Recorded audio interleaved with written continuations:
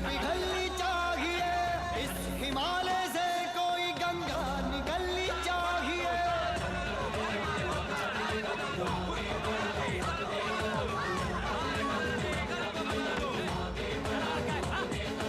सिर्फ हंगामा खड़ा करना मेरा मकसद नहीं, मेरी कोशिश है कि ये सूरत बदलनी चाहिए।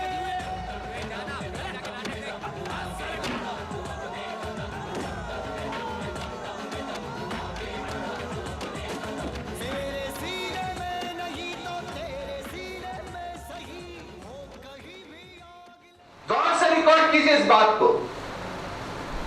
आईआईटी के नाम पे, एनआईटी के नाम पे,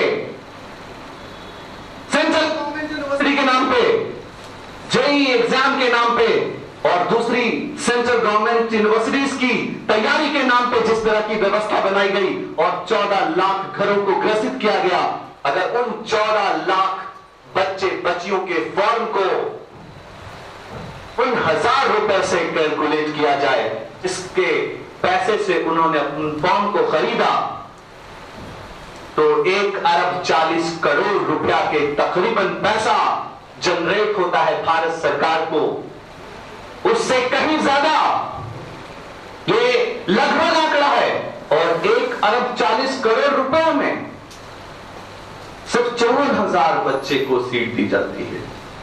अगर ये सरकार जागरूक हो जाए तो उस फॉर्म से जितना पैसा आता है, उस फॉर्म से जो पैसा उनको हासिल होता है, उतने ही पैसे से कई एनआईटी और कई आईआईटीज बनाई जा सकती हैं हर साल, उनका निर्माण किया जा सकता है। लेकिन वो चाहते नहीं हैं।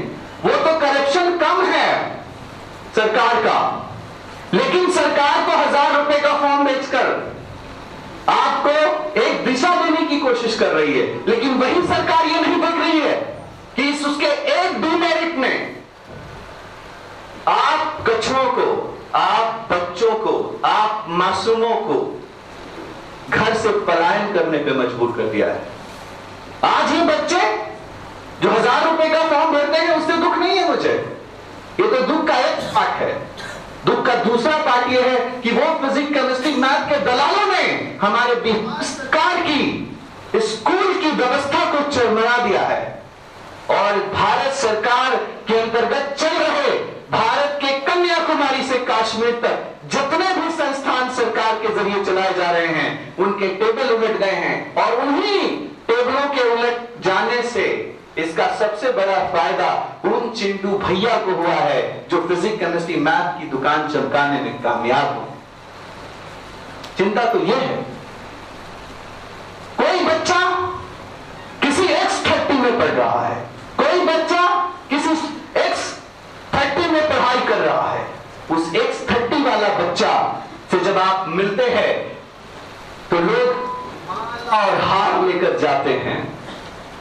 मैं उस X30 X60 पढ़ाने वाले जितने भी चोर लोग हैं, गौर से सुनिएगा, वो X30 X सुपर 30 पढ़ाने वाले जितने भी चोर लोग हैं, उन चोरों से पूछना चाहता हूं कि ऐ चोरों, मुझे उनका नाम बताओ जो तुम्हारी X30 में रजिस्टर्ड होकर पढ़ रहे थे।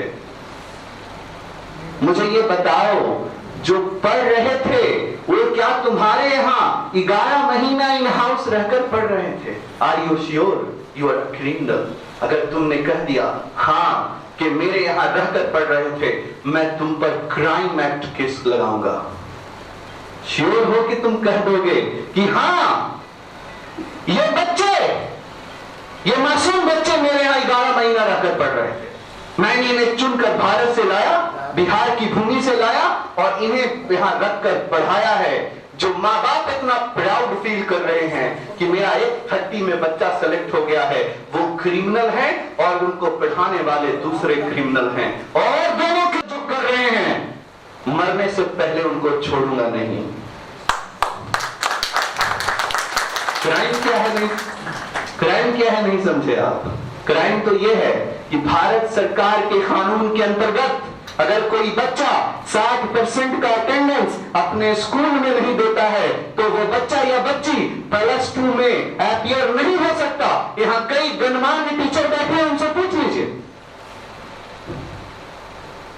तो फिर वो इधर 11 महीने आपके घर में रहकर तैयारी कर रहे थे, तो अटेंडेंस क्या उनके चचा बना रहे थे? और कौन से कानून के तहत आपने उनको घर पे रखा? मौजम साहब, हमारे कई यहां लोग बैठे हैं, उनमें एक टीचर भी है। सर आप 60% का अटेंडेंस सरकारी व्यवस्था के अंतर्गत होना जरूरी है कि नहीं? होना जरूरी है सर। गवाह खड़े हैं, पता कर लीजिएगा। अगर वो 60% अटेंडेंस नहीं है तो मैं उनको सबको इस वीडियो से जागरूक करना चाहता हूं कि वो ठहर जाएं, इस व्यवस्था को रोक दें, वरना मैं कोर्ट का दरवाजा खटखटाऊंगा, मजबूर हो जाऊंगा, कोर्ट जाऊंगा उनके खिलाफ। मरने से पहले उन सबको कोर्ट में आकर जवाब देना होगा कि किस X30 से पढ़कर उन्होंने कौन सा कोर्स हासिल किया है। मैं रिक्वेस्ट करता हूं आप सबसे कि हमारे साथ आइए। ये जंग है, ऐलान है जंग। ये कोई धंधा नहीं है साहब जो रोजमाइन कर रही है। ईमान का आखिरी दर्जा है आपका। अगर आपका रूह सोया हुआ है तो आप ईमान से खारिज हैं। आपको मैं अपनी आंखों को कैसे काबू? यह आंखें जो तुम देख रहे हो, जो तुम्हें दिख रहा है, वो सब गलत है। मेरे जीते जी मुझसे नहीं होता ये। इस चरमराई व्यवस्था के खिलाफ आवाज का नाम है रोजमाइन। और आप सब बच्चे हैं, आप घर जाके सोचिएगा मेरी बात को कि अगर 11 महीने कोई कोचिंग में रहा तो अटेंडेंस किसने बनाया? यहां तो 11 महीना जो दिख रहा है, कई बच्चे से पूछिएगा कहां पढ़ते हो? लालू मंडल हाई स्कूल। कहां है ये तो नहीं पता सर, चिंटू सर रजिस्ट्रेशन कराए थे। क्या मैं गलत हूं बच्चे? खड़े हो जाइए। क्या आप ऐसे लोगों से नहीं मिले हैं? मिले हैं या नहीं मिले हैं? क्या मैं गलत हूं? Thank you very much. बैठ जाइए। We been hand. कन्याकुमारी से कश्मीर तक करप्शन चल रहा है और नेता मुद्दे की तलाश में है। अरविंद केजरीवाल के पास मुद्दा की क्राइसिस है। मैं उनको यह मुद्दा इस वीडियो के जरिए दे रहा हूं। अरविंद केजरीवाल जी, प्लीज, आपसे मुझे बहुत उम्मीदें थी, हैं भी, अगर आप मेरी आवाज बनते हैं तो।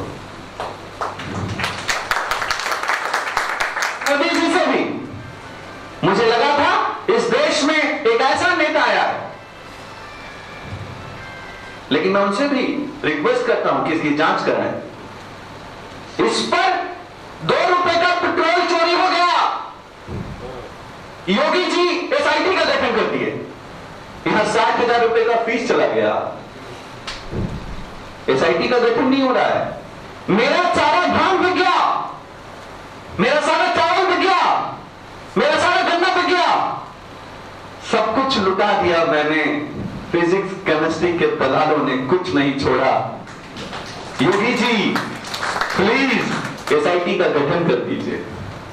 जांच कराइए किस आधार पर कन्याकुमारी से कश्मीर तक 9 बजे से लेकर 4 बजे तक कोचिंग चल रहे हैं। एक विषय है सर, ये बहुत ही गंदा विषय है जो हर गली में मिल जाएगा। इसमें सबूत पेश करने की जरूरत नहीं है। हाँ, कोर्ट का दरवाजा खटखटाऊंगा तो मुझे जज साहब कहेंगे सबूत लाइए। जब मैं एक बच्चे को माइक दूंगा, बोलो क्या ये सच है, ये कोर्ट में पेश करना है, बोलेगा कौन पड़े इस लफड़े में सर, सो सॉरी, जानती तो सब कुछ हूं लेकिन बोल नहीं सकती। ये व्यवस्था इतनी डेंजर है। मैं आप सबसे रिक्वेस्ट करता हूं कि रोजमाइन के मिशन को समझिए। कोऑर्डिनेटर मत बनिए, खाली जान लाइए, रूह लाइए, अपने अंदर जज्बा लाइए। हमने कोशिश करी है पढ़ाने की, वो तो चलती रहेगी। मैं आप सबको उस बारे में उस ट्रेनिंग पर भी ले जाऊंगा। मैं इस बच्चे को इसके बाद पूछना चाहता हूं कि आप समझ पाए कि आपका एडमिशन कहां होगा? अगर यहां नहीं हुआ तो झोला छाप में होगा, और यहां हो गया तो सब कुछ ठीक हो गया, और यहां से पहले अगर हो गया तो आप हीरा बन गए। बस यही काउंसलिंग समझनी है आपको। कोई सवाल है आपको मन में? एडमिशन कहां होगा? यूनिवर्सिटी में। एक बार सब लोग दोहरा दीजिए, एडमिशन कहां होगा? यूनिवर्सिटी कितने प्रकार की?